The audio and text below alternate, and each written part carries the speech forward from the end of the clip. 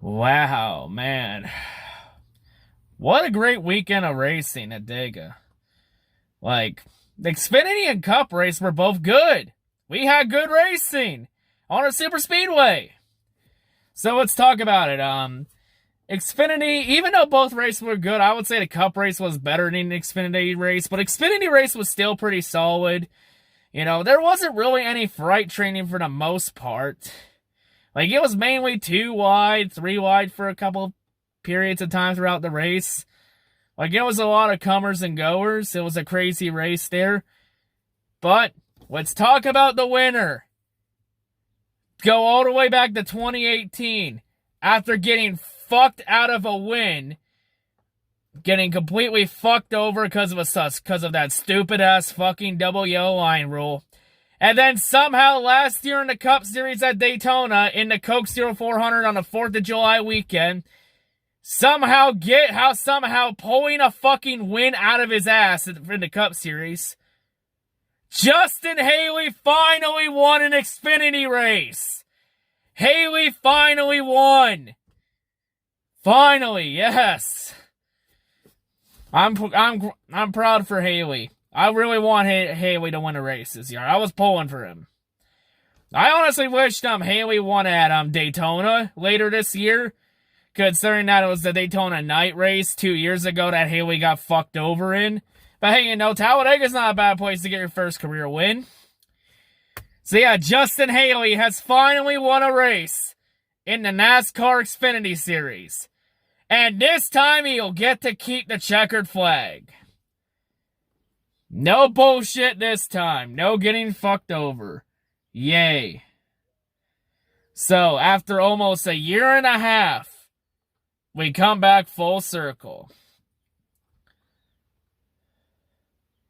Yeah, it's safe to say Justin Haley's a really good super speedway racer. You know, and that was also a great moment after the race too, when Ross Chastain and AJ Allmendinger both came over to the start-finish line with Haley and hugging it out. You know, that was a really great team moment there for everybody. You know, Colleague Racing is really becoming a solid team. They're really becoming a solid top team. Like, I want to be shocked if the Colleague wins a title within the next fucking 2 to 5 years. Like, they're getting there. They're making steps. Like, Colleague Racing is starting to become a top team. Like hell, they're even winning on ovals now.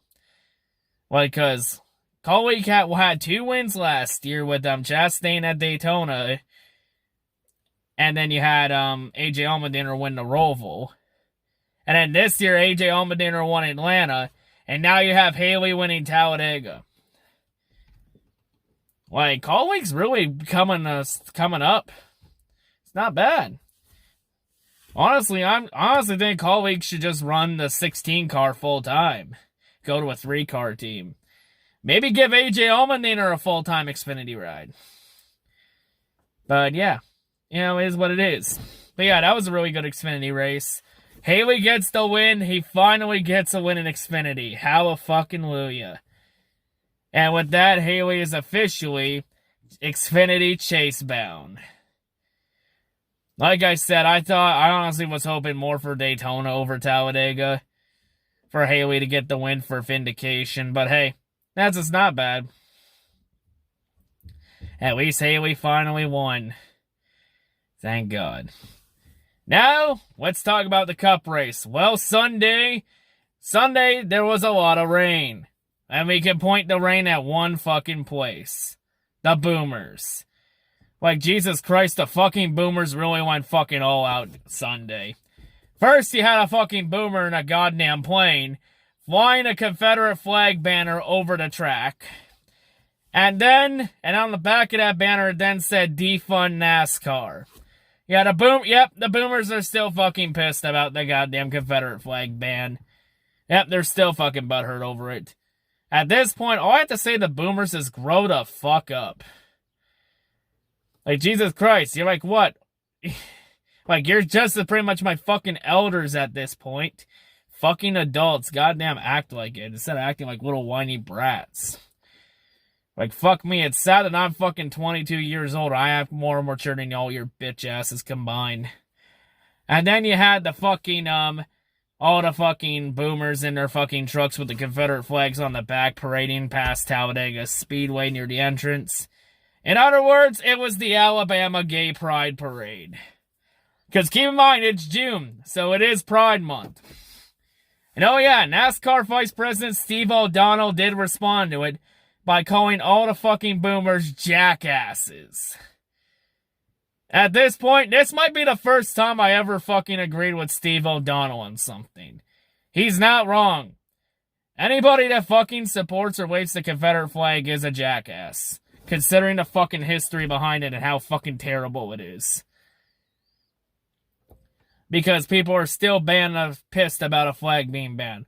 Like I said last week, let me reiterate what I said last week.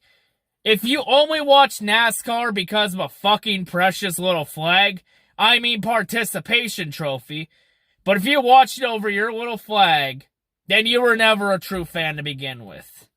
Or you were watching NASCAR for the wrong reasons. So yeah, and then the shocking thing, the most disgusting act we saw in all of this was what happened in the garage area. When it was found out that there was a noose in Bubba Wallace's garage. The one fucking African-American driver in the sport had a noose in his garage. Yep, a situation that is really so fucking disgusting and out of hand and futile. And, you know, just wrong on so many levels. That now NASCAR has brought the FBI to investigate this incident. So it's pretty much becoming a fucking hate crime at this point. So yeah, for in terms of who fucking hanged the noose in Bubba's garage, well, we can eliminate Bubba Wallace and the fans from it, because the fans aren't allowed in the garage area right now, and all the drivers, by the social distancing guideline rules, all the drivers are not allowed in the garage either, because all the drivers have to stay in their motorhomes until 30 minutes before the race.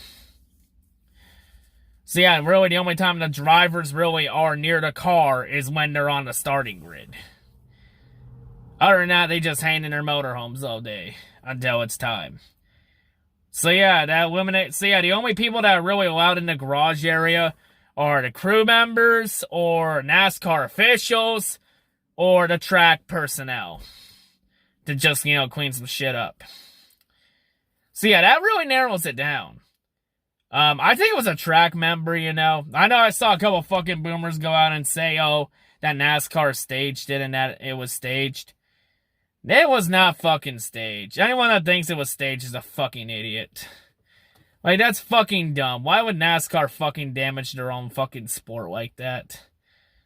Then again, this is NASCAR we are talking about, and they have done some stupid shit in the past.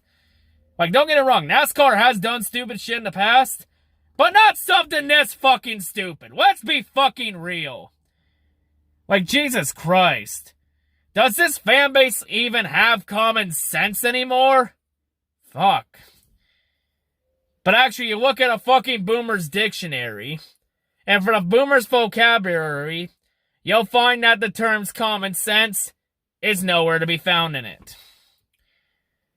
Honestly, all I say is that I honestly hope whoever fucking put that noose in the garage area, whoever put that in should be fucking ashamed to even be in the sport. I honestly hope they're fucking banned for life from NASCAR over that incident, because that's fucking unacceptable. Like, as a fan for NASCAR for over 15 years, coming up to 16 years, this is the fucking most embarrassed I've been as a fan. Like, I am fucking embarrassed. Like, this is just fucking terrible. If anything, this makes me want to love the sport even more. Especially what happened in the pre-race for today's race. But let's continue on here. All I say is whoever hanged that fucking noose is a fucking faggot. And you know what, folks? It's not homophobic if what I'm saying about it is the truth. But yeah, straight up, whoever fucking put that noose in there is a straight up faggot. Simple as that.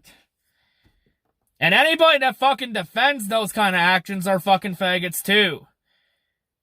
Like, they're the fucking problem with the fucking sport. Because NASCAR's trying to go away from the racist stereotype, and it's shit like this that puts the whole sport back a fucking decade. Like we're not even we're now just over 3 months removed from Kyle Larson dropping the N-word. And now we have this shit. Are you kidding me? Are you fucking kidding me? But, yeah. Absolutely fucking disgusting. I honestly hope NASCAR fucking throws the book at whoever fucking did it. Whoever the fucking retard was that did that shit. That fucking disgusting act. Like, that's the type of shit that sets a fucking sport back years. Especially with NASCAR now wanting to make the sport a more welcoming environment for fans of all races and cultures and religions. And of course, Bubba Wallace has gotten a lot of heat as of late. You know, because everyone's been targeting him over the fucking Confederate flag ban. When Bubba Wallace wasn't even the only driver that wanted the flag banned. Like, Jimmy Johnson wanted the Confederate flag banned from the tracks. Jeff Gordon wanted it banned. Dale Jr., Daniel Suarez, Brad Keselowski, Ryan Blaney. And the list goes on. Hell, Dale Sr. even hated the goddamn Confederate flag. Like, fuck's sakes. You know, with all this shit going on, all the boomers want to say is that NASCAR is trying to fucking put politics into a sport. It's like, you're all pulling a politics card, and yet where were you in all of this when Donald Trump was the Grand Marshal for the Daytona 500? Y'all want to pull a politics card over Bubba Wallace right now, and yet when goddamn Trump was the Grand Marshal for the 500, no one wanted to pull a politics card there. Or for Xfinity at Daytona back in February, when Joe Nemechek ran a Trump 2020 paint scheme. No one wanted to pull a politics card there. But let's go after fucking Bubba Wallace. Because he's fucking black. It's official. At this point, I think it's safe to say Bubba Wallace is officially NASCAR's scapegoat. Bubba Wallace is now just here. Just for all the fucking angry, racist, homophobic, redneck boomer fans. Just to throw all their anger and frustration out on. He's just there to take all their anger and frustration. Take all the heat. But anyway, with that ranting out of the way, let's talk about the Cup race today. So, Cup race. For Talladega, I missed the pre-race ceremonies because I was at work for this rig. But I was able to catch the race in time because I was working... Because I got off right as the race started. Like, I only missed, the first 9 laps, but I was able to watch the rest of the race. So, yeah. But yeah, I saw what happened in the pre-race. You know, that was a very good class act. You know, having every driver and every crew member from every single team come out and push Bubba Wallace's car to the front of the grid. And then circle around and join Bubba Wallace. You know, give Bubba some hugs. And then join and stand with Bubba during the national anthem. That was a really good moment there. And let's talk about, the boomers even gone after Bubba Wallace for the national anthem because Bubba didn't put his hand over his heart. And yet Daniel Suarez did it last week at Homestead and no one wanted to call that a protest. Fucking Donald Trump 3 times. 3 times in Trump's presidency so far. There were 3 instances where Trump didn't put his hand over his heart during the national anthem, and those weren't ruled a protest on either occasion. Hell, look at NHL players. NHL players, none of the players put their hands over the hearts during the national anthem. None of them do. And nobody is crying the fucking anthem protest over that. But you'll cry over Bubba Wallace doing it because of his skin color. Like, honestly, I can't wait for all the fucking boomer fans to be out of this fan base. Like, maybe when we get rid of all the fucking boomer fans and get them out of this fan base, then NASCAR can truly change the culture of the fan base and make this the welcoming, inclusive environment that they really want. And I honestly want it to be a welcoming environment, too. I'm honestly sick of the fucking stereotypes. Like, these goddamn boomers are the only things fucking ones stuck in the past right now. Thinking it's still fucking 1960 or 1820 or some shit. When it's goddamn 2020. Get with the fucking times, you old fucks. But yeah, and for the whole, that whole pre-race ceremony there with Bubba Wallace there, it was actually Jimmy Johnson and Kevin Harvick that actually originated that idea. Because all the drivers were like a group chat. And Jimmy said that he was going to stand with Bubba Wallace during the pre-race ceremonies. And then Kevin Harvick came up with the idea in the group chat that, that have all the drivers and teams walk with Bubba out and push the car to the front of the grid and stand with Bubba during the pre-race ceremonies. So yeah, that was a really great moment there. But anyway, let's talk about the race. Well, we had one rain delay near the end of stage 1. But from whatever was left of the fucking boomers' salt and tears. Like, goddamn, the fucking boomers have been more salty about this shit than the fucking libtards were over Trump's being the Grand Marshal for the 500. Like, fuck me. But anyway, continuing on, overall, though, this race was really good. Like, there was a lot of 2 and 3 wide for the lead. You know, there are a lot of green flag passes for the lead. A lot of different leaders, you know. Some different strategies to an extent. A lot of comers and goers. You know? And there really, in the cup race, there really wasn't even one single sign. I don't think there was even one single freight train. I don't think there was even one single file freight train once in this race. Like, the entire race, it was at least 2 or 3 wide majority of the race. I think the closest we came to a freight train was when the top 6 or 7 cars on the track all went single file. And then the rest of the field was like 2 and 3 wide, even in some cases a 4 wide. But yeah, it was a really good race. And the finish, oh boy, that finish. That is easily the best finish of the season right there. Like, that was a really good finish. A really good race and a really great finish to cap it off. You know, crazy ending to the race. You had the crash in turn 4. Great call on NASCAR for not throwing the caution there and letting them race back to the line. That is the right call. Don't need to throw needless cautions on the last lap. You know, just let them race back to the line. And, you know, that was a really great finish there, you know. It looked like we were going to have a 3-wide photo finish between Ryan Blaney, Eric Jones, and John Hunter Nemechek. And then Blaney and Jones made contact, which sent Jones into the wall. Almirola spins out. And Ryan Blaney gets the win at Talladega, edging out Ricky Stenhouse Jr. by inches. Stenhouse came this goddamn close to winning a race. Holy fucking shit, what a race. And then it was like a 4-wide photo finish for fucking third. Eric Almirola gets third place while spinning backwards? What? But yeah, I'll be honest here, on that last lap, I thought John Hunter Nemechek was gonna fucking win the race out of nowhere. But, you know, if Eric Jones and Blaney didn't make contact, I think John Hunter Nemechek would have won this race. Like, it was an insane finish. That's easily the best finish this season. All I say for NASCAR is after the events of what happened yesterday, NASCAR badly needed a good race today. So yeah, that was a really great race. Easily this race, 8 out of 10 for me.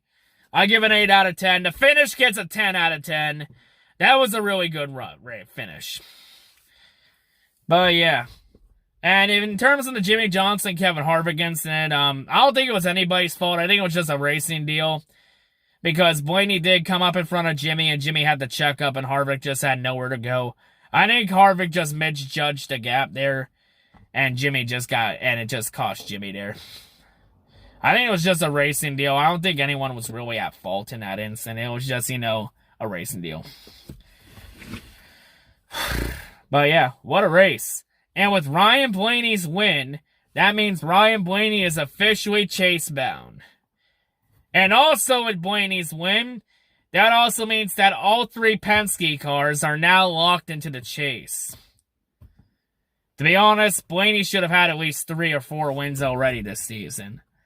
But hey, Ryan Blaney got the win. And Bubba Wallace also got to share a moment with the crowd. Getting interviewed in front of the crowd. Because Talladega is Bubba Wallace's home race. Because Bubba Wallace, little do the boomers know, Bubba Wallace is actually from Alabama. He's from Mobile, Alabama. So, yeah. So, yeah, that was a great moment. Bubba had a really solid run, finishing 14th. I thought Bubba was going to have a chance to win until it was found out that he was short on gas.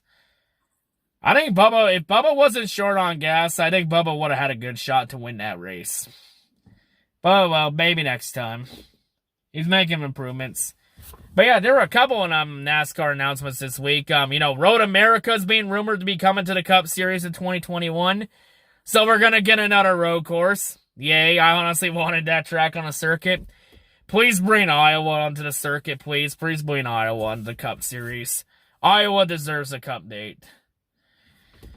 So, yeah, so far the 2 new tracks now looking like it's going to be on the schedule are Nashville and Road America. Maybe Iowa? And NASCAR also announced that they're still going to have the goddamn meaningless All-Star race. But it's going to be a better meaningless All-Star race because it's no longer going to be in Charlotte. It's now going to be at Bristol on a Wednesday night. So, yay. At least it's actually going to be exciting racing since it's a short track. I think part of the reason it's being moved to Bristol is because there's been a rise of COVID cases in North Carolina. So, yeah, that plays a factor in it. Plus the racing at Charlotte is pretty meh. But racing at Bristol, man, that's just really great racing at Bristol. So, yeah, we're going to see some good racing. Maybe NASCAR should put points on the line for it, but that's just being a dead horse at this point, being nitpicky. So NASCAR actually making some good moves for once. NASCAR didn't really fuck up anything for once, and that's a good thing. But yeah, and of course this race is going to have fans. So the question is for the race, how many fans will be allowed to attend Bristol? With all the social distancing guidelines. Let's see. 30,000 fans? Whoa! Are you fucking kidding me? I think that breaks almost every single social distancing guideline in the book. Alright, I can't complain about that too much considering that Bristol seats close to around 300,000. So that's like 10% capacity. But still, Jesus Christ, 30,000. You're going to have more of a pain in the ass enforcing social distancing with 30,000 people than you do with 5,000 at Talladega. Fuck. Yeah, it's also rumored that Texas is going to have fans when NASCAR goes to Texas in July. At least 25% capacity at the moment, so that's around a couple thousand. I think that's around 10, 20,000. Somewhere around that range. So, yay. But yeah. So, of course, even though we had a good race this week, next week we're dreading it. Because next week is fucking Pocono. Oh, fucking... And it's a doubleheader. Oh, fucking God. Anything but that shithole. Fucking hate that track. To be honest, I would have liked the Pocono doubleheader a lot more if they did the second race on the Roval. Like, I would like the doubleheader better if they did the one race on the triangle configuration, and then the second race they have the field inverted and they run the Roval. I would have liked it if they did that. Maybe in the future. Like, I think they should do a Pocono Roval because the Pocono races fucking suck. They should do the Roval and try it out. Because, you know, since everyone has liked the Charlotte Roval and how great the racing has been there the last couple years on the Roval, maybe NASCAR should chase the trends and do more Roval races. Like, I know we're doing the Indy Roval for Xfinity and on the 4th of July weekend in Indianapolis, so there's at least one, so maybe that will be an experiment for the future. But, yeah. So, yeah.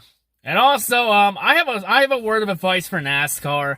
Next time you're in one of these situations for rain and you're at a track with no lights, don't start the race at 3.